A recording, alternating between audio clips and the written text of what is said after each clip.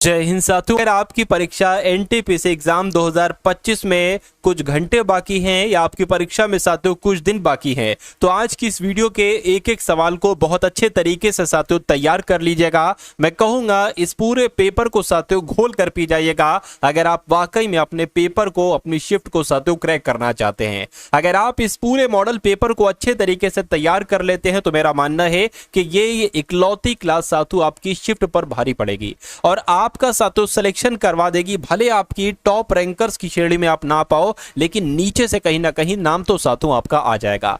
तो इस वीडियो में साथियों हम लोग जीके का पूरा निचोड़ देखेंगे, रीजनिंग के जो सबसे इंपॉर्टेंट क्वेश्चन है वो देखेंगे और मैथ के बहुत अच्छे अच्छे कॉन्सेप्ट देखेंगे जो डिक्टो आपको डायरेक्ट आपके एग्जाम में देखने को मिलेंगे। तो साथियों सबसे पहले 40 सवाल होंगे पूरी जीके के। इसमें से साथियों चेक करिएगा कि जो 40 सवाल जीके के हैं इसमें से कितना आपका स्कोर रहता है। देखिए यहां पर अगर बात करें क्या साथियों 20 सवाल आप बिल्कुल सही कर पाते हैं, है ना? तो कुल मिला के साथियों तैयार हो जाइए अपने इस स्कोर को अचीव करने के लिए। पहला सवाल है कह के अखिल भारतीय सेवाओं का जनक किसे कहा जाता है? तो मैं कहूंगा सरदार वल्लभ भाई पटेल को अखिल भारतीय सेवाओं का जनक कहा जाता है। अगला देखिए कह के सिविल सेवाओं का जनक किसे कहा जाता है? तो अगर आपके एग्जाम में यह सवाल आ जाए तो चार्ल्स कॉर्नवालिस आपको बता देना, यानी कि चार्ल्स कॉर्नवालिस को ही सिविल सेवाओं का जनक कहा जाता है। उसके बाद देखिए कह रहे बंगाल के पहले गवर्नर जनरल के रूप में किसको नियुक्त किया गया है? तो इनका नाम साथियों रॉबर्ट क्लाइव है और रॉबर्ट क्लाइव ही बंगाल के पहले गवर्नर जनरल के रूप में नियुक्त किए गए थे। उसके बाद देखिए कह रहे जो शिमला समझौता था जो कि 1972 में हुआ था, ये किनके द्वारा हस्ताक्षर किए गए थे, इस पर मुझे बताइए। तो अगर बात करते हैं साथियों भारत पाकिस्तान के विदेश मंत्रियों के द्वारा नहीं, इंदिरा गांधी और ZA भुट्टो के द्वारा। मैं कहूंगा बिल्कुल सही साथियों ये सवाल अगर आपके एग्जाम में आता है तो जवाब मैंने आपको बता दिया है। उसके बाद देखिए ऑपरेशन विजय निम्नलिखित में से किस युद्ध से संबंधित है? क्या साथियों ये भारत पाकिस्तान युद्ध से संबंधित है या कारगिल युद्ध से संबंधित है? मैं कहूंगा ये तो कारगिल युद्ध से संबंधित है ऑपरेशन विजय, और ये सवाल साथियों बहुत ही ज्यादा इंपॉर्टेंट है। चलिए उसके बाद देखिए अगला सवाल कह रहे स्वतंत्रता के बाद भारत की संविधान सभा के अध्यक्ष कौन थे? मुझे बताइए, बहुत इंपॉर्टेंट सवाल है साथियों। स्वतंत्रता के बाद भारत की संविधान सभा के अध्यक्ष कौन थे साथियों? डॉक्टर राजेंद्र प्रसाद थे। आंसर आपको ऑप्शन नंबर डी हो जाएगा। उसके बाद देखिए भारत के संविधान में इनमें से किस अनुच्छेद में शिक्षा के अधिकार के बारे में बताया गया है? ये बात साथियों मुझे बता दीजिए। तो ये अनुच्छेद बहुत इंपॉर्टेंट है। अनुच्छेद 21 का एक कहता है शिक्षा के अधिकार के बारे में कि सबको शिक्षा का अधिकार है। उसके बाद देखिए साथियों सांची के स्तूप का निर्माण किसके द्वारा किया गया था? तो यहां पर आपका जवाब जो होगा साथियों वो अशोक हो जाएगा, क्योंकि अशोक के द्वारा ही सांची के स्तूप का निर्माण किया गया था। राइट आंसर आपको ऑप्शन नंबर ए होगा। अगला देखिए कह के जो बौद्ध तीर्थ स्थान है साथियों दात का मंदिर, तो ये दात का मंदिर मलेशिया में है, श्रीलंका में है, नेपाल में है या चीन में? तो आपको ये ध्यान रखना है साथियों श्रीलंका में है। जो दात का मंदिर है ना ये कहां पर है साथियों? श्रीलंका में है। ये आपको याद रखना है साथियों। यहां पर मैं आपको बता देना चाहता हूं कि अगर आपने एनटीपीसी एग्जाम को क्रैक करने वाली पीडीएफ, जो पीडीएफ आपके एग्जाम से पहले साथियों तैयार की जाती है, अगर आपने ये पीडीएफ नहीं ली है तो इस पीडीएफ को साथियों जरूर ले लीजिएगा, क्योंकि पहली पीडीएफ में आपको दी जा रही है साथियों 10 सैंपल पेपर, है ना? 10 सैंपल पेपर दिए जा रहे हैं साथियों सॉल्यूशन के साथ। दूसरी पीडीएफ में आपको साथियों दिए जा रहे हैं एनटीपीसी के पीवाईक्यू, है ना? पीवाईक्यू से क्वेश्चंस बनेंगे ही बनेंगे। और तीसरी पीडीएफ आपको दी जा रही है साथियों इंपॉर्टेंट करंट अफेयर की, तो ये भी बहुत इंपॉर्टेंट है। और चौथी पीडीएफ में साथियों आपको विज्ञान के वन लाइनर क्वेश्चन दिए जा रहे हैं। मैं कहूंगा ये तीनों पीडीएफ आप लोग साथियों, चारों पीडीएफ अगर आप लोग अच्छे तरीके से पढ़ लेते हैं तो तकरीबन साथियों 65 से 70% आपका पेपर साथियों यहां से फंसेगा, है ना? क्योंकि सब कुछ मैंने इसमें कंप्लीट कर दिया है। और ये समझ लीजिए साथियों ये एग्जाम से पहले पीडीएफ तैयार की जाती है, कुछ दिन पहले साथियों पीडीएफ तैयार की जाती है। इन सारी पीडीएफ को, इन सभी सवालों को एक बार सरसरी निगाहों से अगर आप देखकर चले जाएंगे तो आपका पेपर साथियों ये क्रैक हो जाएगा।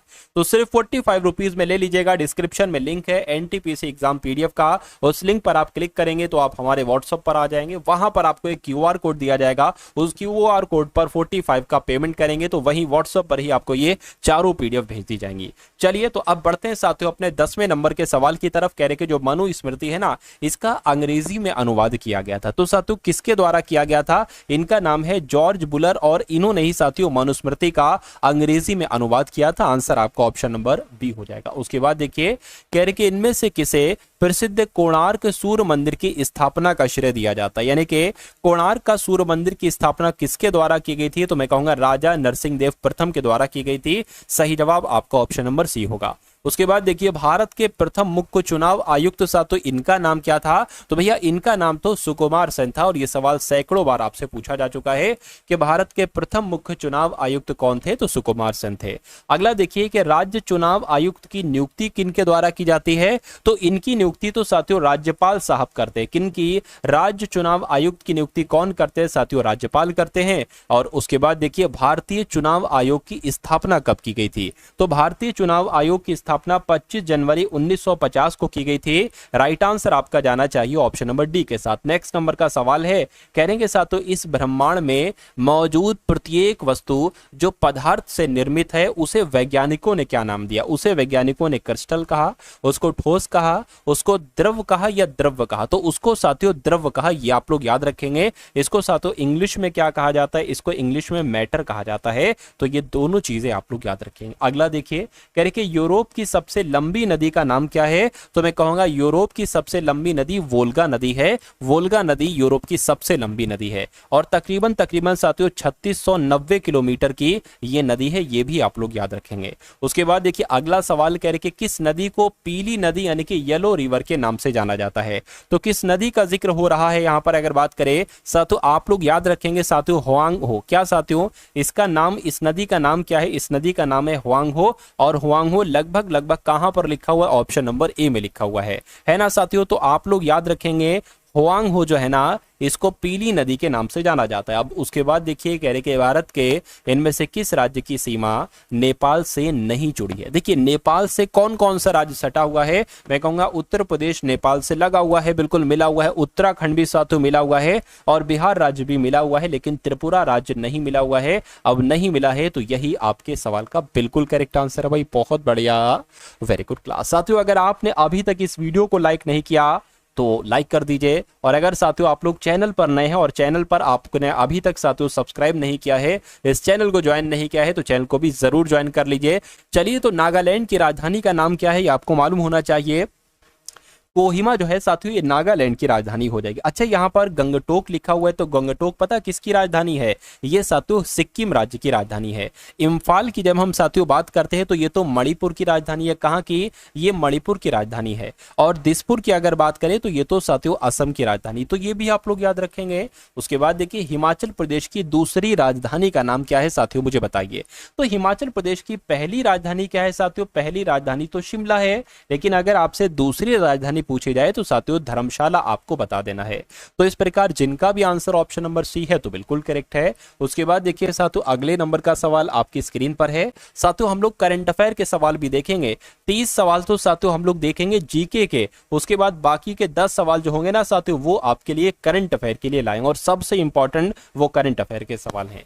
चलिए इस सवाल की अगर बात करें कह रहे कि किस समिति का गठन बैंकिंग क्षेत्र में सुधार के लिए किया गया था? तो मैं कह सकता हूं साथियों जो नरसिम्हन समिति थी ना साथियों, नरसिम्हन समिति कब बनी थी? 1991 में बनी थी। क्यों बनी थी? बैंकिंग क्षेत्र में सुधार के लिए बनी थी। उसके बाद देखिए कह के नाबार्ड की स्थापना साथियों कब की गई थी, मुझे बताइए। तो आपको मालूम होना चाहिए साथियों नाबार्ड की स्थापना 1982 में की गई थी। राइट आंसर आपका जाएगा ऑप्शन नंबर बी के साथ। अगला देखिए कह के दूसरी पंचवर्षीय योजना की अवधि क्या थी? तो साथियों आपको कमेंट में एक बार आप जरा मुझे बताइए कि जो पहली पंचवर्षीय योजना थी ना साथियों, पहली जो पंचवर्षीय योजना थी इसका साथियों कार्यकाल क्या रहा था? क्या साथियों इसका कार्यकाल क्या रहा था? ये आप लोग एक बार मुझे कमेंट सेक्शन में जरूर आप लोग टाइप कर दीजिए। और दूसरी पंचवर्षीय योजना की अगर बात करते हैं तो इसका कार्यकाल तो 1956 से 61 तक रहा था, और जिनका आंसर ऑप्शन नंबर ए तो बिल्कुल करेक्ट है।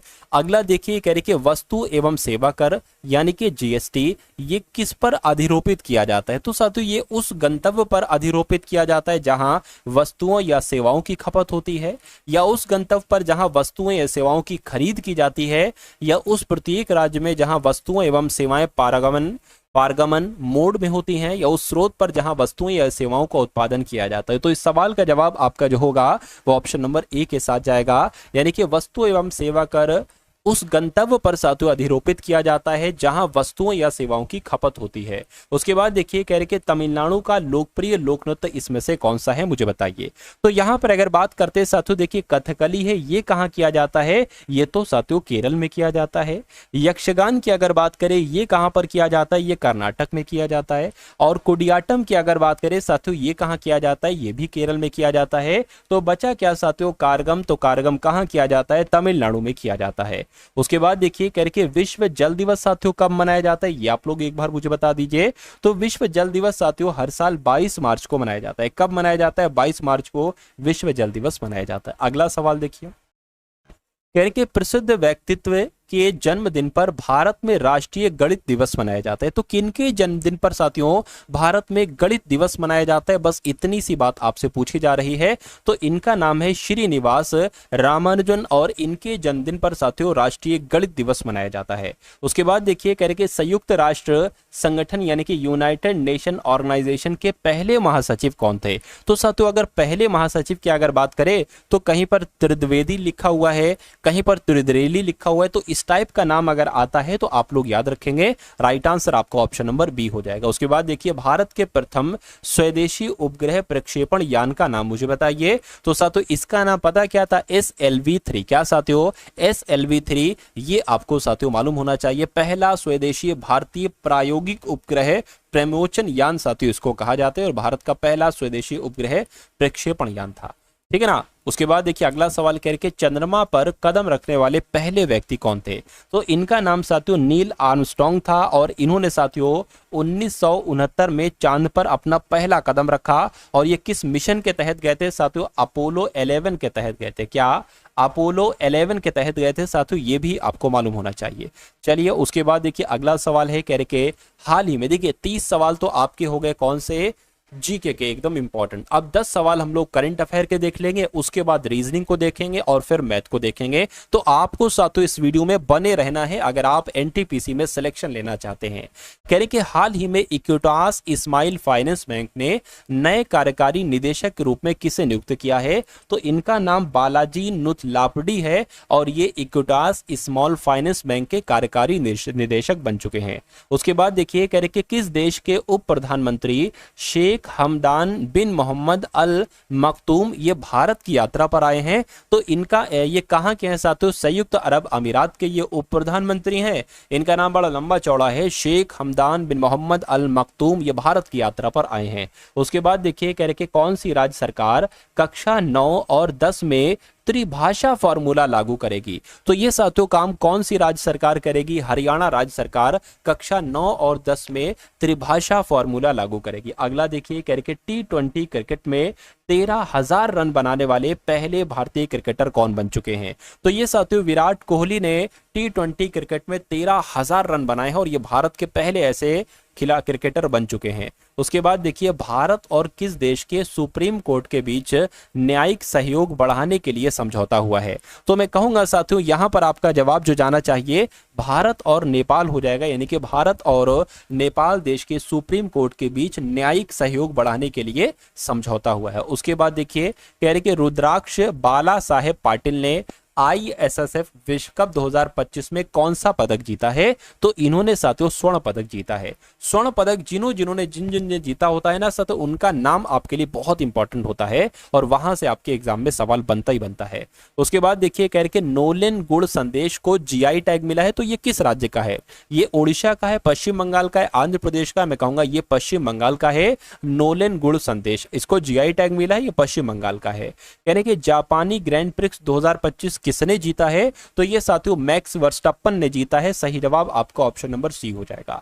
उसके बाद देखिए कह रहे कि कहां 5 दिन का माधवपुर घेड़ मेला साथियों यहां पर लगाया गया है। तो अगर घेड़ मेला की अगर बात करें, माधवपुर घेड़ मेला कहां पर शुरू हुआ, ये तो साथियों गुजरात में शुरू हुआ है। सही जवाब आपका ऑप्शन नंबर बी होगा। और अगला देखिए करके जम्मू कश्मीर और लद्दाख उच्च न्यायालय का मुख्य न्यायाधीश किसको नियुक्त किया गया है। तो साथियों एक ही नियुक्त किए गए हैं, जम्मू कश्मीर के भी और लद्दाख के भी हाई कोर्ट के मुख्य न्यायाधीश अरुण पल्ली को नियुक्त किया गया है। राइट आंसर आपका जो जाएगा ऑप्शन नंबर सी के साथ जाएगा। भाई बहुत बढ़िया, वेरी गुड क्लास। चलिए साथियों, अब उसके बाद यहाँ पर हम लोग देख लेते हैं रीजनिंग के सवाल। तो साथियों रीजनिंग के सवाल आप लोग देखिए और उसके बाद साथियों मैथ के क्वेश्चंस यहाँ पर हम लोग देखेंगे। तो रीजनिंग का पहला सवाल है, कह रहे कि साथियों पशु का प्राणी विज्ञान यानी कि पशु का संबंध एक तरीके से जोलॉजी से है, ठीक है ना। उसी प्रकार साथियों बीमारी का किससे संबंध होगा। देखिए अगर बात करते हैं पशु के अध्ययन को क्या कहा जाता है, पशुओं के अध्ययन को साथियों क्या कहा जाता है, जोलॉजी कहा जाता है, ठीक है, कोई दिक्कत नहीं है। और उसी प्रकार अगर बात करते हैं बीमारियों का अध्ययन को क्या कहा जाता है, तो बीमारियों के अध्ययन को साथियों रोग विज्ञान कहा जाता है, इसको इंग्लिश में पैथोलॉजी कहा जाता है। क्या कहा जाता है साथियों, इसको इंग्लिश में पैथोलॉजी कहा जाता है, ये आप लोग याद रखेंगे। उसके बाद देखिए साथियों अगले नंबर का सवाल है, कह रहे के जैसे 11, यहां पर साथियों कुछ मिसिंग आपको नहीं लग रहा है, कुछ मिसिंग साथियों आपको यहां पर नहीं लग रहा है, देख लेते पढ़ लेते। पहले करेंगे उस विकल्प का चयन कीजिए जिसमें दी गई संख्याओं के बीच वही संबंध है जो दिए गए संख्या युग्म में दी गई संख्याओं के बीच है। अच्छा, मतलब यहाँ पर जो लॉजिक लगा है वही लॉजिक किस ऑप्शन में लगा है, चारों में से ये बात आपसे पूछी जा रही है। तो सबसे पहले हम ये पता लगाते हैं कि 11 से 132 आखिर बना कैसे है। तो 11 से 32 कैसे बन सकता है, देखिए मुझे ऐसा लग रहा है कि ये 11 के स्क्वायर के आसपास है, यानी कि 11 का स्क्वायर साथियों क्या होता है, 11 का स्क्वायर होता है 121। अगर 121 में साथियों हम 11 प्लस कर देते हैं तो हमें 132 मिल जाएगा। अच्छा, अब यही रूल साथियों, यही लॉजिक आप इसमें अपना लीजिए। देखिए 6 का स्क्वायर करोगे और उसमें 6 प्लस करोगे 48 आएगा, मैं कहूंगा नहीं।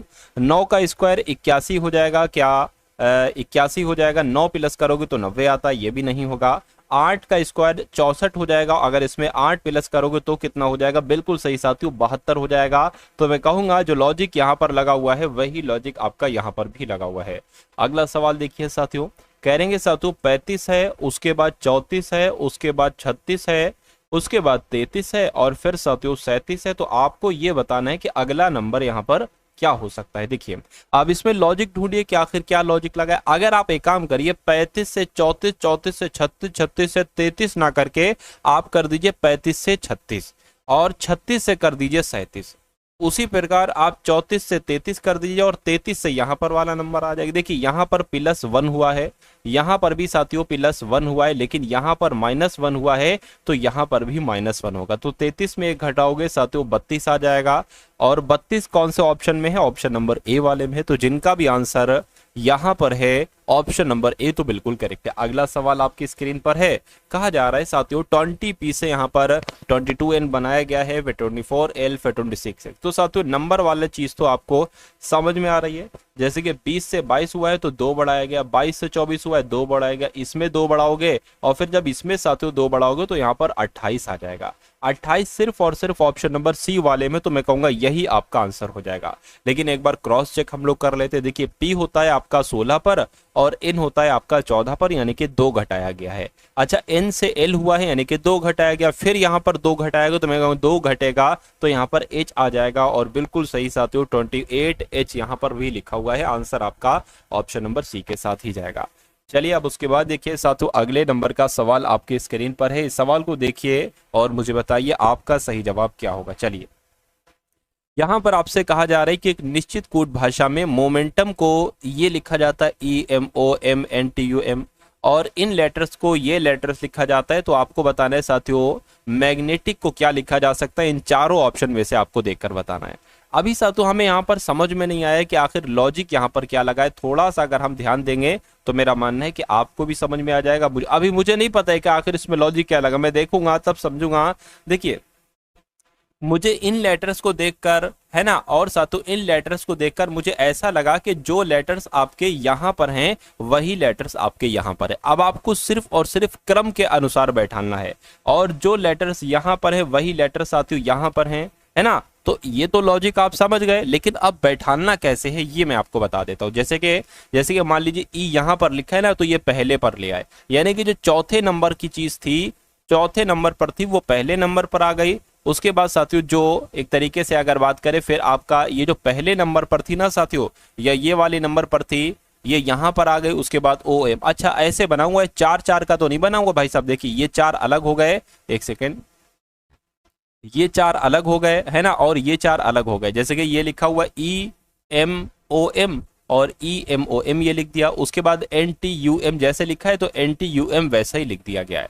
अच्छा यहाँ पर भी अगर 4 करे तो देखिए ये क्या लिखा हुआ है AUQE, तो AUQE हो गया और TION जैसे लिखा है तो वैसे लिख दिया गया। तो इसमें भी साथ हमें वैसे ही करना पड़ेगा, NGAM लिख लीजिए, NGAM लिख लिया, और जैसे ये लिखा हुआ ETIC वैसे लिख लिया। अब आपको देखना है कि ये कौन से ऑप्शन में लिखा हुआ है, NGAMETIC, ये साथियों ऑप्शन नंबर डी में लिखा हुआ है। तो जिनका आंसर ऑप्शन नंबर डी के साथ है, मैं कहूंगा आंसर आपका बिल्कुल करेक्ट हो जाएगा। चलिए उसके बाद देखिए अगला सवाल है, बहुत शानदार सवाल है साथियों। इस सवाल को जरा आप देखेंगे तो मेरा मानना है आपको भी अच्छा लगेगा है, और आपके दिमाग के बारे में भी मालूम पड़ जाएगा कि हाँ आप इस टाइप के सवाल कर पाते हो या नहीं कर पाते हो।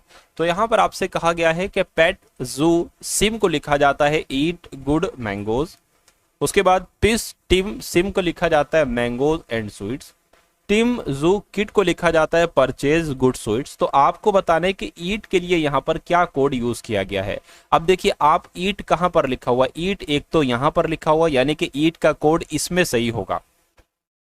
ईट का कोड पैट भी हो सकता है, जू भी हो सकता है, सिम भी हो सकता है, और कहीं पर ईट लिखा हुआ है देखिए जरा, और कहीं पर नहीं लिखा हुआ है। यानी कि आपको बताना है साथों ईट का कोड, लेकिन उससे पहले आपको गुड का कोड और मैंगोज का कोड भी बताना है, तभी तो निकाल पाएंगे साथियों हम लोग। तो ठीक है ना, मैंगोज का कोड और गुड का कोड निकाल लीजिए। अब देखिए गुड कहाँ पर लिखा हुआ है, देखिए जरा, है ना, गुड की अगर बात करें, गुड आपका यहाँ पर लिखा हुआ है, यानी कि यहाँ पर का कोड ये लिखा हुआ है, तो कुल मिला के ये इसमें से गुड का कोड होगा और गुड का कोड इसमें से भी होगा। तो देखिए क्या सेम है, जू सेम है, जू सेम है, टिम सेम है, नहीं है ना, किट भी नहीं। तो मैं कहूंगा जू जो यहाँ पर होगा, यहाँ पर साथियों जू जो होगा ये क्या हो जाएगा, एक तरीके से जू की अगर बात करें तो ये आपका किसका कोड हो जाएगा, गुड का हो जाएगा। गुड का कोड क्या हो गया साथियों, जू हो गया। उसी प्रकार अगर मैंगोज की बात करें तो मैंगोज का कोड आपको यहाँ पर मिल जाएगा, है ना। तो मैंगोज का कोड आपको यहाँ पर मिलेगा। देखिए इसमें से और इसमें से क्या सेम है, सिम सेम है, तो सिम जो हो जाएगा ये साथियों मैंगोज का कोड हो जाएगा। सिम मैंगोज का कोड हो गया, जू गुड का कोड हो गया, बचा क्या, PAT पैट बचा, तो पैट आपका ईट का कोड हो जाएगा। और यही सवाल में पूछा गया था कि ईट का कोड क्या होगा, तो पैट आपका आंसर हो जाएगा। और जिनका भी आंसर ऑप्शन नंबर डी के साथ है, मैं कहूंगा आंसर आपका बिल्कुल करेक्ट है भाई, बहुत बढ़िया, वेरी गुड क्लास। चलिए साथ उसके बाद देखिए अगले नंबर का सवाल है, आपसे कहा जा रहा है कि यदि प्लस का अर्थ गुणा है, क्या साथियों प्लस का अर्थ गुणा है, माइनस का अर्थ प्लस है, माइनस का अर्थ प्लस है, उसके बाद साथियों गुणा का अर्थ प्लस है, और भाग का अर्थ माइनस, ये भाग होगा, भाग का अर्थ क्या है साथियों माइनस। यहाँ पर मैं लिख देता हूं एक बार, कहा गया है साथियों प्लस का अर्थ क्या है, यहाँ पर गुणा है ना, और माइनस का अर्थ क्या है साथियों, यहाँ पर माइनस का अर्थ प्लस है, माइनस का अर्थ आपका प्लस हो जाएगा। गुणा की अगर बात करें तो गुणा का अर्थ क्या है साथियों, गुणा का अर्थ यहाँ पर प्लस हो जाएगा, और भाग का अर्थ क्या हो जाएगा, माइनस हो जाएगा। भाग का अर्थ क्या हो जाएगा, माइनस हो जाएगा। नंबर यहाँ पर साथियों जो लिखे हुए हैं ना आपके सामने, नंबर तो बहुत कम है, 15 लिखा हुआ है, 7 लिखा हुआ है, 12 लिखा हुआ है, 7 लिखा हुआ है। तो इसको आप जरा कैलकुलेट करा लीजिए। कह रहे कि प्लस है, प्लस का अर्थ गुणा है, गुणा लिख दिया, गुणा है, गुणा का अर्थ माइनस है, माइनस लिख दिया, भाग है, भाग का अर्थ क्या है साथियों, माइनस, तो माइनस लिख देंगे, है ना। चलिए तो कुल मिला के ये चीज अब आपके सामने आ गई है। अब साथियों इसको आपको सॉल्व करना है, कोई दिक्कत नहीं है। चलिए तो 15 पंजे 75, 15 छक्का 90, 15 सत्ते 105 हो जाएगा, प्लस आपका 12 में से 7 जाएगा तो 5 बचेगा, यानी कि साथियों 110 आपका इस सवाल का जवाब हो जाएगा। और 110 कहां पर लिखा हुआ है, ऑप्शन नंबर ए में लिखा हुआ है। अगला सवाल आपकी स्क्रीन पर है, डायरेक्शन वाला ये सवाल है। मैं आपको कुछ चीजें बता देता हूं। देखिए आप एग्जाम हॉल में बैठे, आपको नहीं पता है कि आप किधर है, आपका पूरब किधर है। तो मान लीजिए आप इधर बैठे हैं और आप हमेशा ऊपर वाले को उत्तर मानेंगे, यानी कि अगर कहा जाए उत्तर की तरफ चलिए, ऐसे ऊपर को चलना है।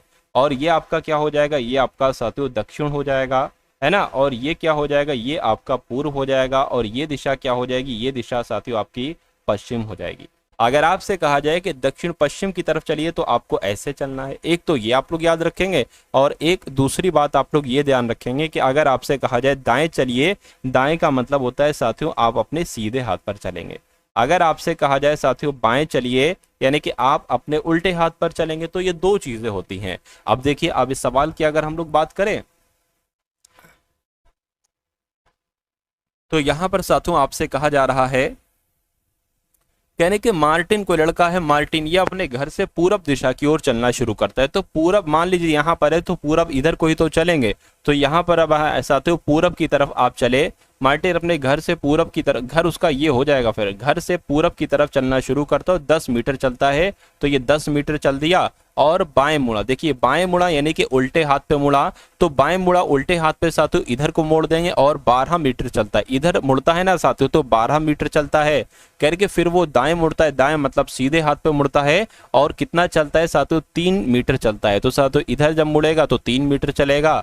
उसके बाद कहने के फिर वो बाएं मुड़ता है, अरे कितनी बार बाएं मुड़ेगा, और 1 चलता है, इधर मुड़ेगा तो 1 चलेगा साथियों। कहने के फिर पुनः बाएं मुड़ता है और 5 मीटर चलता है। अब 5 चलेगा तो साथियों लगभग कहाँ पर आ जाएगा, मैं कह सकता हूँ यहाँ पर अगर बात करें 5 चला इधर आ गया है ना। अब वह किस दिशा में चल रहा है, तो भाई ये दिशा क्या है, ये दिशा क्या है, ये दिशा पश्चिम की तरफ ही तो है, तो मैं कहूंगा पश्चिम दिशा में वो चल रहा है। और पश्चिम दिशा कहाँ पर लिखी हुई है, ऑप्शन नंबर सी में लिखी हुई। भाई बहुत बढ़िया, वेरी गुड क्लास। तो साथियों ये बढ़िया सवाल लग रहे हैं, अगर आपको ये क्लास बढ़िया लग रही है तो एक बार लाइक कर दीजिए साथियों इस क्लास को, और कमेंट सेक्शन में जय हिंद का नारा एक बार लगा दीजिए। चलिए अब उसके बाद देख लेते हैं साथियों अगले नंबर का सवाल, ये आपकी स्क्रीन पर है, इस सवाल को देख लीजिए और मुझे बता दीजिए मुझसे पहले आपका आंसर यहाँ पर क्या हो सकता है।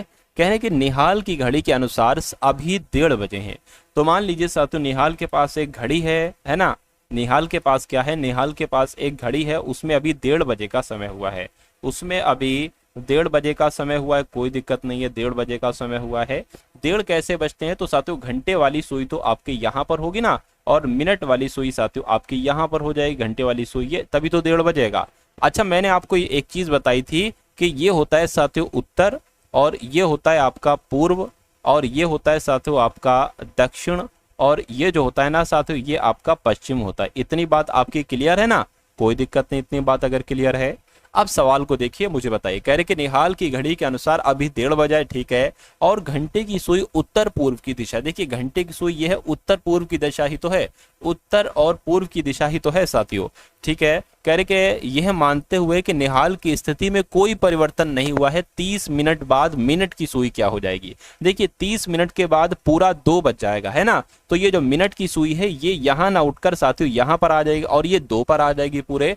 तो कह रहे हैं कि जो मिनट की सुई 30 मिनट के बाद आ जाएगी वो किस तरफ आ जाएगी, तो भैया उत्तर की तरफ आ जाएगी, उत्तर की तरफ आ जाएगी। तो इस सवाल का जवाब आपका ऑप्शन नंबर सी उत्तर हो जाएगा, और जिनका भी आंसर ऑप्शन नंबर सी के साथ है मैं कहूंगा आंसर आपका बिल्कुल करेक्ट है। अगला सवाल आपकी स्क्रीन पर है, देखे जाइए साथियों और अपनी रीजनिंग को मस्त करते जाइए, बढ़िया करते जाइए अपनी रीजनिंग को। देखिए कह रहे कि नीचे दिए गए समूह में से उसे चुने जो अन्य से समान नहीं है, छिपकली, सांप, मगरमच्छ और सरीसृप, मुझे बताइए। चलिए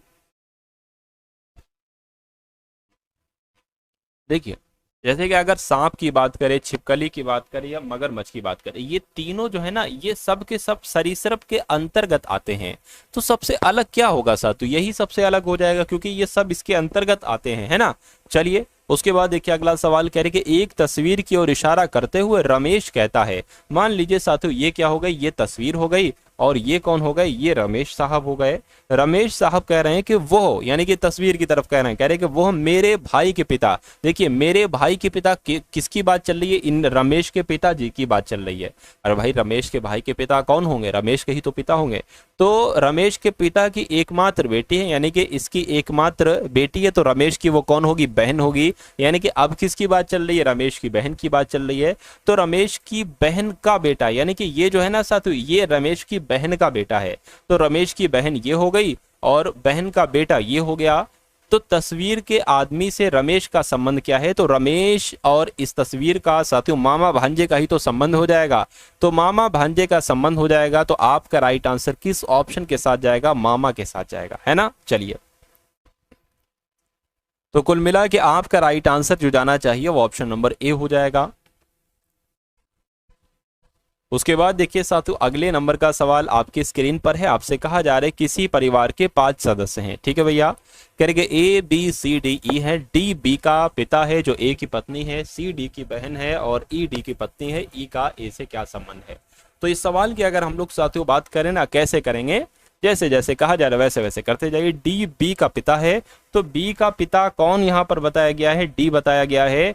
पिताजी आए तो प्लस लगा दो, मम्मी जी आए तो माइनस लगा दो। डी बी का पिता हो गया। जो ए की पत्नी, अब जो ए की पत्नी कौन है, जो का इस्तेमाल जो होता है वो दूसरे वाले के लिए होता है, और दूसरा वाला यहाँ पर क्या है, बी है। पहला वाला डी है और दूसरा वाला बी है, तो ए की पत्नी कौन होंगी, बी होगी। यानी कि ये बी जो होंगी ना साथ, तो ये ए की पत्नी हो जाएंगी, ये पति देव हो जाएंगी, ये पत्नी जी हो जाएंगी। कह रहे कि सी डी की बहन है, यानी कि डी की बहन कौन है साथियों, सी है, तो ये बहन जी हो जाएंगी। और ई डी की पत्नी है, यानी कि साथियों डी की पत्नी कौन है, डी की पत्नी ई है, ये पति हो जाएगी, ये पत्नी हो जाएंगी। अब फिर से समझ लीजिए, ये पत्नी है, ये पति है, और इन पति की बहन भी है जिनका नाम सी है, और इन दोनों की बच्चे हैं, इन दोनों के बच्चा कौन है, ये बी है, और बी का पति ए है। तो कहने कि ई का ए से क्या संबंध, यानी कि ए क्या कहेगा ई को, तो ए क्या कहेगा ई को। देखिए ये तो पत्नी हो गई, ये मम्मी हो गई, बी की मम्मी हो गई, तो आप पत्नी की मम्मी को क्या कहा जाता है साथों, सासू माँ कहा जाता है। और सासू माँ कौन से ऑप्शन में है, ऑप्शन नंबर सी वाले में भाई। बहुत बढ़िया, वेरी गुड क्लास। चलिए साथों उसके बाद देखते हैं अगले नंबर का सवाल। आपकी स्क्रीन पर है साथों, देखिए और मुझे बताइए कि आपका सवाल का जवाब साथों यहाँ पर क्या हो सकता है। अच्छा यहाँ पर कथन दे रखा और निष्कर्ष तो दे ही नहीं रखा है ना, निष्कर्ष तो साथों यहाँ पर दे ही नहीं रखा। अच्छा चलिए दूसरे तरीके का लग रहा है मुझे कुछ, कोई दिक्कत नहीं, देख लेते हैं। कह रहे कि सभी कुत्ते काले हैं, तो सभी कुत्ते मान लेते हैं साथियों, क्या ये आपके कुत्ते हो जाएंगे, है ना, ये क्या हो गए, ये आपके कुत्ते हो गए, और सभी कुत्ते काले हैं, तो मान लीजिए सभी कुत्ते क्या हमने कर दिए, काले कर दिए। यानी कि सभी बिल्लियां सफेद हैं, सभी बिल्लियों की अगर बात करते हैं साथियों, सभी बिल्लियां क्या हो जाएंगी, सफेद हो जाएंगी। चलिए अब जरा इसको पढ़िए और मुझे बताइए कौन सा यहाँ पर सही हो सकता है, कौन सा गलत हो सकता है। कह रहे कि कोई जानवर भूरा नहीं, भैया भूरे का यहाँ पर जिक्र ही नहीं किया गया था, तो ये गलत हो जाएगा। कुछ जानवर काले हैं और कुछ जानवर सफेद हैं। अच्छा ठीक है, कुछ जानवर काले हैं, हाँ भैया कुछ जानवर काले हैं मैं कह सकता हूं, क्योंकि जब यहाँ पर सभी कुत्ते काले हैं तो ये भी सही हो जाएगा, कुछ जानवर काले हैं। और ये क्या थी, बिल्लियां थी, कुछ बिल्लियां क्या है, जानवर ही तो होती हैं कुछ। जब सभी बिल्लियां सफेद हैं तो मैं कहूंगा कुछ बिल्लियां भी सफेद होंगी, ये कथन सही हो जाएगा। तो ये वाला तो बिल्कुल सही लग रहा है, सभी जानवर या तो काले हैं या सफेद हैं, है ना। देखिए या लग गया है, तो सबसे इससे बढ़िया वाला मुझे ये लग रहा है। निर्धारित नहीं किया जा सकता, ये भी गलत है, निर्धारित किया जा सकता है। तो कुल मिला के इस सवाल का जवाब आपका ऑप्शन नंबर डी के साथ होना चाहिए। चलिए भाई उसके बाद देखिए अगले नंबर का सवाल आपकी स्क्रीन पर है, इस सवाल को देखिए और फटाफट मुझे आप लोग बताइए आंसर क्या होगा। चलिए वो भूल जाइए साथियों, निष्कर्ष मैं आपको सिर्फ दिखा रहा हूं, वो तो ऊपर तो निर्देश है, वो तो आपको पता ही है क्या क्या यहाँ पर लिखा हुआ है। ये आपके निष्कर्ष हो जाएंगे और ये उसके बाद साथियों 3 कथन हो जाएंगे और 2 निष्कर्ष हो जाएंगे। आपको बताना इनमें से कौन सा निष्कर्ष सही है और कौन सा निष्कर्ष यहाँ पर गलत है। कहा जा रहा है कि कुछ खुबानी आड़ू है, तो मान लेते हैं साथियों कुछ खुबानी, है ना, ये क्या हो गई साथियों, ये आपकी खुबानी हो गई, है ना। और इतनी खुबानी आपकी क्या हो गई, इतनी खुबानी साथियों आपकी आड़ू हो गई। पहला वाला कथन कंप्लीट। कुछ कीवी खुबानी है, यानी कि मान लेते साथियों इतनी कीवी क्या हो जाएंगी, इतनी कीवी आपकी साथियों खुबानी हो जाएगी, कोई दिक्कत नहीं है, ये भी हो गया। उसके बाद कह रहे कि सभी खुबानी मौसमी है, सभी खुबानी यानी कि ये सारी की सारी साथियों खुबानी क्या हो जाएंगी, मौसमी हो जाएंगी, कोई दिक्कत नहीं, ये भी साथियों बना लिया है हमने। अब निष्कर्ष को पढ़िए और मुझे बताइए कौन सा सही है कौन सा गलत है। कहने के कुछ मौसमी कीवी हैं, कुछ मौसमी कीवी हैं, बिल्कुल साथियों इतनी मौसमी क्या हो जाएंगी, कीवी हो जाएंगी, तो ये बात बिल्कुल सही कही। कोई भी आड़ू मौसम्बी नहीं है, कोई भी आड़ू मौसम्बी नहीं, बिल्कुल गलत साथियों, इतने आड़ू मौसम्बी होंगे तो ये बात गलत हो जाएगी। मैं कहूंगा केवल निष्कर्ष एक अनुसरण करता है, ऐसा कहां पर लिखा है, ये तो 2 के बारे में बता रहे भाई, एक वाला जो है ना वो ऑप्शन नंबर बी में है, और जिनका भी आंसर ऑप्शन नंबर बी के साथ है तो बिल्कुल सही है। अगला सवाल आपकी स्क्रीन पर है, कह रहे हैं कि साथियों आपको बताना है हाइड्रोजन गैस और हीलियम, इसके लिए आरेख कौन सा बन सकता है। देखिए ये भी एक गैस है और ये भी एक गैस है, तो मान लीजिए अगर हम ये बना लेते हैं और ये हाइड्रोजन रख देते हैं और ये साथियों आपका हीलियम रख देते हैं तो कोई दिक्कत नहीं। ऐसा कहां पर बना हुआ है, ऐसा तो सिर्फ ऑप्शन नंबर डी में ही बना हुआ है। उसके बाद देखिए अगला सवाल, साथियों एक आध सवाल और बाकी हैं, उसके बाद हम लोग रीजनिंग के क्वेश्चन सॉरी मैथ्स के क्वेश्चंस देखेंगे।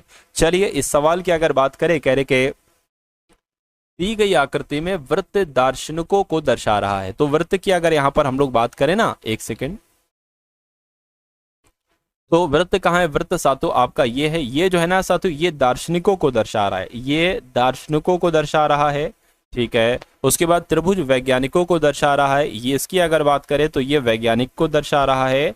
उसके बाद साथियों कहा गया है कि वर्ग संगीतकारों को दर्शा रहा है, वर्ग जो है ना ये संगीतकारों को दर्शा रहा है, यानी कि जितने वर्ग में नंबर हैं वो सब संगीतकार हैं, जितने त्रिभुज में नंबर हैं वो सब वैज्ञानिक है, जितने सर्किल में नंबर हैं वो सब दार्शनिक है। तो कहा आपसे जा रहा है कि कौन सा उन क्षेत्रों व्यक्तियों को निरूपित करता है जो दार्शनिक और संगीतकार हैं लेकिन वैज्ञानिक नहीं है। वैज्ञानिक नहीं है यानी कि आंसर आपका इसमें से नहीं हो सकता, आंसर आपका होगा कि दार्शनिक भी होना चाहिए और संगीतकार भी होना चाहिए। तो एक ऐसा नंबर 2 है जो कि दार्शनिक भी है, संगीतकार भी है लेकिन वैज्ञानिक नहीं है। तो 2 ऐसा नंबर है, मैं कहूंगा 2 आपके सवाल का बिल्कुल सही जवाब हो जाएगा भाई, बहुत बढ़िया, वेरी गुड क्लास। उसके बाद देखिए साथियों अब यहाँ से आपके सामने मैथ्स के क्वेश्चन स्टार्ट हो चुके हैं। तो इन सभी साथियों मैथ्स के सवालों को आप लोग देखिए और चेक करिए अपना स्कोर कि आपका स्कोर कितना रह सकता है। पहला सवाल यहाँ पर है, कह रहे कि 2 संख्याओं का योगफल 20 है, यानी कि 2 संख्याओं का योगफल 20 है। तो पहली संख्या x मान लेते, दूसरी संख्या y मान लेते, इनका योगफल कितना है साथियों? 20 है। उसके बाद कहा जा रहा है साथियों कि उनके वर्गों का अंतर 80 है, यानी कि अगर x का वर्ग करा दे और y का वर्ग करा दे और इनको डिफरेंस करा दे माइनस अंतर इनका करा दे, घटा दे, तो इनका इस कितना आ जाता है? 80 आ जाता है। तो कह रहे कि वो दोनों संख्याएं मुझे बता दीजिए। अगर हम साथियों वो दोनों संख्याएं मान ले ये वाली 15 और 25 है, अगर इनको जोड़ते हैं तो 20 तो आता है, इनको जरा वर्ग का कराओ, 15 का क्या हो जाएगा? 225 हो जाएगा और 5 का क्या हो जाएगा? 25 हो जाएगा। तो इनका अंतर 80 तो नहीं आएगा, 200 आएगा, इसलिए आंसर नहीं हो सकता। अच्छा इनका योग तो 20 है लेकिन इनका योगफल देखिए जरा 169 और 49, क्या यहाँ पर साथियों आ सकता है? 120 आ रहा है, 80 नहीं आ रहा है, इसलिए आंसर नहीं हो सकता। इसकी अगर बात करें साथियों 121 आ जाएगा और 9 81, इसका अंतर कराओ जरा साथियों, इसका अंतर भी उतना नहीं आएगा, तो ये भी नहीं हो सकता। क्या ये होगा? 144, 12 का स्क्वायर और 8 का स्क्वायर 64, 0 आ गया, ये कितना आ जाएगा साथियों? 14 में से बिल्कुल ये 80 आ जाएगा। तो मैं कहूंगा इसका योगफल भी 20 आ रहा है और इनके वर्गों का अंतर 80 आ रहा है। तो इस प्रकार आपका राइट आंसर जो जाएगा वो ऑप्शन नंबर डी के साथ जाएगा। अगला सवाल आपकी स्क्रीन पर, कहने के साथियों 2,29,301 में 9 का स्थानीय मान और अंकित मान का अंतर बताइए। तो 9 का स्थानीय मान पता क्या होगा? 9 ढूंढिए, यहाँ पर कहाँ पर है? 9 यहाँ पर है, तो आपने ये 9 लिख लिया। अच्छा 9 के बाद कितनी संख्या है उतने 0 लगेंगे, 1 2 3, 3 संख्या है तो 3 0 लगेंगे। और 9 का अंकित मान कितना होगा साथियों? 9 होगा। तो इनका अंतर आपसे पूछा जा रहा है, फिर वही साथियों 9 लगाइए। तो 9000 में से साथियों 9 घटाओगे कितना बचेगा? 8991 बचेगा। उसके बाद देखिए अगला सवाल साथियों आपकी स्क्रीन पर है, आपसे कहा जा रहा है कि ABC एक साथ वृत्ताकार स्टेडियम के परितः घूमते हैं, यानी कि साथियों एक वृत्ताकार मैदान होगा, मान लीजिए एक वृत्ताकार सातु मैदान है, उसके है ना इस स्टेडियम के परितः घूमना शुरू करते क्रमशः A 42 second 63 second, B C 84 second में एक चक्कर पूरा लगाते हैं, तो चलना शुरू करने के कितने समय बाद वे दोबारा मिलेंगे। देखिए अगर कभी भी आपके सामने ऐसा सवाल हो कि 3 लोग हैं और पहला वाला बंदा इतने सेकंड में चक्कर लगा लेता है, दूसरा वाला इतने समय में चक्कर लगा लेता है, तीसरा वाला इतने समय में चक्कर लगाता है, तो ये एक साथ चलना शुरू करते हैं, तो कितनी सेकंड के बाद या कितनी देर के बाद वो दोबारा बिंदु पर उसी बिंदु पर मिलेंगे जहां से उन्होंने चलना शुरू किया था। तो ये सवाल कभी भी आपसे अगर पूछा जाए तो 3 नंबर आपको दिए होंगे कुछ इस टाइप से, इनका आपको सातु एलसीएम निकालना है। क्या इनका आपको क्या निकालना है? एलसीएम, यानी कि 42 का 63 का और 84 का एलसीएम निकालना है। जो एलसीएम निकल कर आएगा ना साथियों वही आपका आंसर हो जाएगा। चलिए तो इसको 2 से कट करें तो यहाँ पर 21 आ जाएगा, ये तो नहीं कट होगा तो इसको ऐसे लिख दीजिए, 4 और 2 42 आ गया। फिर से 2 से कट करें तो 21 आ जाएगा, 63 का 63 आ जाएगा, 2 दूना 4, 2 एकम 2 आ जाएगा। अब 3 से कट करें, 3 7 21, 3 दूना और 3 एकम 3 सत्ते आ जाएगा। अब एक काम करिए 3 से कट करें, देखिए 7 आ गया, 3 7 21 और ये 7 आ गया। अब 7 से कट होगा तो सब एकदम से कैंसिल हो जाएगा। 2 दूना 4, 4 तिया 12 है ना, 12 तिया 36। अब 36 की गुणा 7 से कर लीजिए, 36 की गुणा अगर हम 7 से करेंगे तो 6 चंग 36, 6 सत्ते 42 हो जाएगा और साथियों 7 21 और 25 हो जाएगा। यानी कि 252 सेकंड के बाद, क्या 252 सेकंड के बाद वो तीनों एक बिंदु पर साथियों मिलेंगे। तो ऐसा कहां पर लिखा हुआ है? ऐसा आपका ऑप्शन नंबर बी में लिखा हुआ है। समझ गए? समझ गए ना साथियों ये सवाल? चलिए अब उसके बाद देखिए अगले नंबर का सवाल आपकी स्क्रीन पर है, देखिए और बताइए। कह रहे कि नए बजट में पेट्रोल के मूल्य में 20% की वृद्धि हो गई। एक मोटर चालक को पेट्रोल की खपत में कितने प्रतिशत की कमी करनी चाहिए जिससे उसका पेट्रोल पर होने वाला खर्च ना बढ़े। ये साथियों लैंग्वेज बदल दी जाती है और बार बार साथियों सवाल पूछा जाता है, कहा जाता है कि एक गृहिणी है, उसका वो जो आटा खरीदती है उसके आटे के मूल्य में है ना 20% की कमी हो जाती है, तो बताइए वो अपनी आटे का खर्चा कितने प्रतिशत कम कर दे ताकि उसके रुपयों पर कोई फर्क ना पड़े, मतलब उसका खर्चा वर्चा एक समान रहे।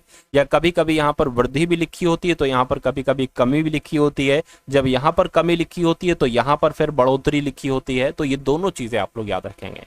देखिए आपको पूरे सवाल में, ऐसे सवाल में 1% दिया जाएगा, ये कुछ भी दे सकते हैं 20%, 30%, तो आपको इस टाइप के सवाल में वो प्रतिशत लिखना है और गुणा 100 यहाँ पर लिखना है। अब दूसरी बात साथियों आपको क्या ध्यान देना है, अगर साथियों अगर यहां पर वृद्धि लिखा हो तो आप कर देंगे 100 प्लस 120, मतलब ये जो है ना, ये जो लिखा होगा वो 100 में जोड़ देंगे। लेकिन अगर यहां पर कमी लिखा हो तो आप 100 माइनस 20 कर देंगे, तो यहां पर 20 लिखिए, है ना। तो ये साथियों क्या आ जाएगा, 2000 बटे 120 आ गया, 0 से 0 कैंसिल हो जाएगा। अगर इसको साथियों कट करेंगे ना तो 6 आ जाएगा, ऊपर साथियों 100 आ जाएगा, और अगर कट करें तो 3 बटे 50 आ जाएगा, और अगर इसको साथियों कट करें तो 3 एकम 3, 3 एकम 3, 3 एकम 3 हो जाएगा, 2 जाएगा, 3 छंग 18 हो जाएगा, 2 बचेगा, यानी कि 16 सही 2 बटे 3% आपका राइट आंसर हो जाएगा। और ऐसा कहां पर लिखा हुआ है, ऐसा आपका ऑप्शन नंबर डी में लिखा हुआ है। तो समझ गए साथियों ये वाला सवाल। चलिए अब अगले नंबर का सवाल देखिए, कह रहे कि 13,680 को तीन भागों में बांटा गया है और इस प्रकार बांटा गया है कि पहला भाग तीसरे भाग का 3/5 है और दूसरा भाग तीसरे भाग का 4:7 है। तो पहला भाग बताइए। हम आपको तीनों भाग बताने की कोशिश करेंगे। यहां पर एक काम करिए, पहला भाग है ना साथियों, जो पहला भाग है साथियों वो कितना बताया गया आपको, पहला भाग बताया गया है तीसरे भाग का, है ना। पहला भाग बताया गया है तीसरे भाग का। अब यहाँ पर का गया है तो साथियों 3/5 आ जाएगा। अब एक काम करिए साथियों, ये तीसरा भाग जो लिखा है ये इधर को ले आइए, किधर को ले आइए, इसके साथियों नीचे को ले आइए, है ना। तो अब आपको पहले भाग का और तीसरे भाग का रेशियो पता चल जाएगा, यानी कि पहला भाग और ये अगर तीसरा भाग नीचे आ जाएगा तो ये यहाँ पर हो जाएगा साथियों तीसरा भाग। तो इसका रेशियो कितना निकलेगा, 3:5 निकलेगा, यानी कि अगर पहला भाग 3 है तो तीसरा भाग साथियों कितना होगा, 5 होगा। अच्छा, उसके बाद इसी प्रकार से दूसरे भाग और तीसरे भाग का अनुपात दे रखा है। दूसरे भाग तो हम डायरेक्ट कर लें, दूसरा भाग और तीसरा भाग, दूसरा भाग और तीसरा भाग इनका अनुपात कितना दे रखा है, 4:7 दे रखा है। ठीक है, कोई दिक्कत नहीं है। अब देखिए, अब यहां पर अगर बात करें, अब मैं आपको समझा देता हूं। मान लीजिए पहला भाग साथियों ए है और दूसरा भाग बी है, तीसरा भाग सी है। तो आपको करना क्या होता है साथियों, अब अगर आपको इस टाइप से निकालना है कि पहला भाग, दूसरा भाग, तीसरा भाग, इन सब का रेशियो, तो एक काम करिए साथियों, ये होता है A/B और B/C, यानी कि आपको इस टाइप से चाहिए साथियों, चाहिए होता है। अब यहाँ पर B 2 बार लिखा हुआ है, तो एक काम करिए साथियों, ये तीसरा भाग यहाँ पर 2 बार लिखा है तो इसको हम कर लेंगे। यानी कि अगर बात करें साथियों, देखिए ये और ये ऐसे आ जाए, क्योंकि इसकी हमें कैलकुलेशन करानी होती है, तो इसलिए साथियों हमें ये चाहिए होता है। देखिए पहला भाग और तीसरा भाग, ठीक है ना, पहला भाग और तीसरा भाग कितना है साथियों, 3:5 है। और अब हमें चाहिए होगा तीसरा भाग और दूसरा भाग, तो तीसरा भाग 7 है और 4 है, तो 7 और 4 आ जाएगा यहाँ पर। अच्छा, ये पता आपका किस रेशियो में निकलेगा, ये पहला भाग निकलेगा और फिर तीसरा भाग निकलेगा और फिर दूसरा भाग निकलेगा, इस अनुपात में साथियों आपका ये चीज यहाँ पर निकलेगी, है ना। चलिए अब यहाँ पर अगर बात करें तो अब इसको साथियों उल्टा इन बना के मल्टीप्लाई कर दो, देखिए गुणा कर दो, 3 7 21 तो ये हो गया पहला भाग, 7 5 35 तो ये हो गया तीसरा भाग, और 5 चौक 20 ये हो गया आपका दूसरा भाग। तो आपको क्या चाहिए था, पहला भाग कितना होगा, पहला भाग साथियों आपका 21 हो जाएगा। तो कुल मिला के टोटल राशि कितनी थी साथियों, टोटल राशि थी आपकी 13,680, और पहला भाग पूछा जा रहा है तो 21 पहला भाग है, और टोटल कितना, इन सबको जोड़िए जरा, 35 और ये 45 55 हो जाएगा, 55 65 75 एक 76 हो जाएगा। तो यहाँ पर साथियों आपका 76 आ जाएगा, है ना। चलिए 2 से अगर इसको कट करें तो 2 तियां और 2 अट्ठे हो जाएगा, 2 छंग 12, 2 अट्ठे 16 और यहाँ पर 40 आ जाएगा, और 2 से कट करें तो 19 आ जाएगा, 2 से कट करे 2 तिया 2 चौक और ये आपका आ जाएगा, है ना। इतनी बात सातों आपको क्लियर, ये 19 है, ध्यान रखिएगा 19 है ये। चलिए, है ना, इतनी सातों बात क्लियर है। यहाँ तक आपके सामने कोई दिक्कत कोई परेशानी आपको सातों नहीं है? अगर नहीं है तो बहुत अच्छी बात है। अब देखिए 19 से अगर हम कट करते हैं ना, 19 से कम 19, 19 से कम 19 है, तो कुल मिला के अगर इसको कट करोगे ना तो 180 आ जाएगा। इसको कट करोगे 19 से तो 180 आ जाएगा। 180 की गुणा आपको 21 से कराना है, तो साथियों इसकी 21 से गुणा कराएं तो कितना आ जाएगा? तो आपका 3780 आ जाएगा। और 3780 कहां पर लिखा हुआ है? ऑप्शन नंबर ए में लिखा हुआ। तो समझ गया साथियों, लफड़ा यहां पर फंस रहा होगा ये वाला, हो सकता हो आपको चीज समझ में ना आ रही हो। देखिए मैं आपको फिर से बता देता हूं कि इनका इस्तेमाल करके हमने पहला भाग और तीसरा भाग का अनुपात निकाल लिया और दूसरे भाग और तीसरे भाग का अनुपात निकाल लिया। अब जो 2 बार है उसकी जरूरत, जैसे कि यहां पर भी क्या बी 2 बार है, अच्छा यहां पर 2 बार क्या था? तीसरा भाग था। तो जो अनुपात निकलेगा ना साथियों, वो पहला भाग और तीसरा भाग और दूसरे भाग में निकलेगा। ठीक है, तो साथियों ये 3:5 ऐसे करके और 7:4 ऐसे करके इसको कैलकुलेशन कराया तो पहला भाग पहला भाग तीसरा भाग दूसरा भाग का अनुपात निकल गया। और फिर ये तो आप जानते हैं, मैं आपको बहुत बार समझा चुका हूं। देखिए दोबारा इस सवाल को एक बार देख लीजिएगा तो आपकी समझ में आ जाएगा। वैसे मेरा मानना है ये समझ में ही आपकी सवाल आ चुका होगा।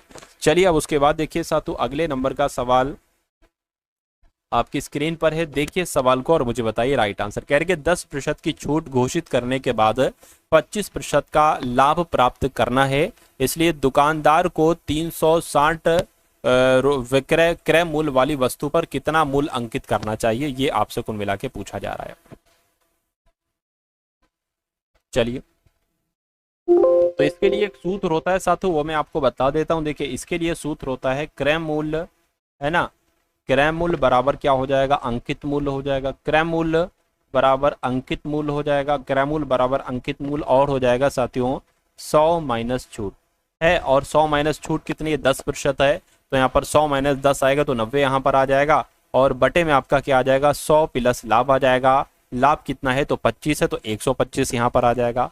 अब क्रय मूल्य कितना दे रखा है? 360 आपको दे रखा है। और अंकित मूल्य आपसे यहाँ पर पूछा जा रहा है, अंकित मूल्य कितना होगा? तो अंकित मूल्य को हम ए और पी लिख लेते हैं और गुणा 100 माइनस छूट है, तो छूट कितनी दे रखी? 10, तो यहाँ पर साथियों 90 आ जाएगा। और यहाँ पर क्या आ जाएगा? 125 आ जाएगा। 100 प्लस लाभ 25 है, तो इसको आप कैलकुलेट करा लो। बराबर लगाए, क्रॉस मल्टीप्लाई करा लो। 125 की गुणा किससे हो जाएगी साथियों? 125 की गुणा आपकी 360 से हो जाएगी। 360 गुणा 125 और बटे कितना आ जाएगा? 90 आ जाएगा। और इधर साथियों अंकित मूल्य आपका आ गया। इसको कैलकुलेट करिए। 0 0 9 9 9 चौक 36 हो जाएगा। 125 चौक कितने होते हैं साथियों? 500 होते हैं। तो कुल मिला के अंकित मूल्य आपका कितना आ जाएगा? 500 आ जाएगा। और 500 कहां पर लिखा हुआ है? ऑप्शन नंबर सी में लिखा हुआ है। ठीक है ना। चलिए नेक्स्ट नंबर का सवाल देख लें अब साथियों। कुछ 1-2 सवाल और बाकी होंगे। कहने कि एक मिश्रण की 80 लीटर मात्रा में दूध है और पानी है, इनका अनुपात कितना है? 3:1 है। यदि ये अनुपात 2:3 करना हो तो मिश्रण में और कितना पानी मिलाया जाना चाहिए? देखिए अगर टोटल कितना है? टोटल 80 लीटर हमारे पास है। और यहाँ पर साथियों इसमें क्या क्या है? इसमें दूध भी है और इसमें साथियों पानी भी है। और अगर बात करते हैं साथियों दूध का अनुपात कितना है? 3 और साथियों पानी का अनुपात 1 है। यानी कि साथियों ये टोटल कितना होगा? टोटल 4 हो जाएगा ना। यानी कि 4x की वैल्यू साथियों 80 है, तो x की वैल्यू कितनी होगी साथियों? 20 हो जाएगी। तो कुल मिला के बस वही कर दीजिए, बस वही कर दीजिए। ये x है तो ये 3x है, x ये 20 आ जाएगा। यानी कि अगर पानी 20 है तो ये कितना आ जाएगा? 20 गुणा 3 60 आ जाएगा। टोटल 80 लीटर सब कुछ था ना, तो दूध अगर इसमें 60 लीटर है तो पानी इसमें 20 लीटर होगा, तभी तो 80 लीटर हो पाएगा। तो कहा जा रहा है कि इसका अनुपात जो करना है ना वो 2:3 करना है। तो मिश्रण में कितना और पानी मिलाया जाना चाहिए? यानी कि हम इस 20 में अगर 20 मिला दें तो इनका अनुपात 2:3 हो जाएगा। देखिए अगर आप इसमें साथियों 20 मिलाओगे तो ये कितना हो जाएगा? 60:40 हो जाएगा। तो ये रेशियो 2:3 के हिसाब से नहीं बटेगा, तो ये हमारा आंसर नहीं हो सकता। अगर हम साथियों इसमें अगर हम इसमें 50 मिला दें तो ये रेशियो कितना हो जाएगा? 60:70 हो जाएगा। ये भी साथियों 2:3 रेशियो नहीं हो सकता। तो ये भी आंसर नहीं हो सकता आपका, ये भी नहीं, ये भी नहीं। इसको देख लीजिए, अगर इसमें 30 मिला दें तो 60/50 हो जाएगा, नहीं हो सकता। अगर इसमें 70 मिला देते हैं तो 60:90 हो जाएगा। क्या ये रेशियो हो सकता है? 0 यानी कि 6/9 कट गया, और काटेंगे तो 3 दूना 6 और 3 3 9, बिल्कुल साथियों ये हो जाएगा 2:3 रेशियो। तो इस प्रकार आपका राइट आंसर जो जाएगा वो ऑप्शन नंबर डी के साथ जाएगा भाई। बहुत बढ़िया, वेरी गुड क्लास। तो साथियों ये चीजें आपकी समझ में आ रही हैं? अगर ये चीजें साथियों आपकी समझ में आ रही हैं तो बहुत अच्छी बात है ना। तो यहाँ पर साथियों आपने सारी चीजें पढ़ी, यहाँ पर आपने साथियों रीजनिंग पढ़ी, आपने मैथ पढ़ी, आपने जीके पढ़ी, आपने करंट अफेयर पढ़ी। ये क्लास आपको कैसी लगी? एक बार इस वीडियो को लाइक करिएगा, चैनल पर अगर नए हैं चैनल को सब्सक्राइब करिएगा, और अगर वीडियो पसंद आई हो तो एक जय हिंद का कमेंट साथियों आप लोग जरूर करिएगा। और मैंने वीडियो के बीच में एक क्वेश्चन आपसे पूछा था, शायद मैंने राजधानी पूछी थी कहीं की, है ना, तो वो राजधानी साथियों नाम आपको जरूर लिखना है। चलिए, मैंने आपसे असम की राजधानी पूछी थी, तो असम की राजधानी आप लोग एक बार कमेंट सेक्शन में बता दीजिएगा।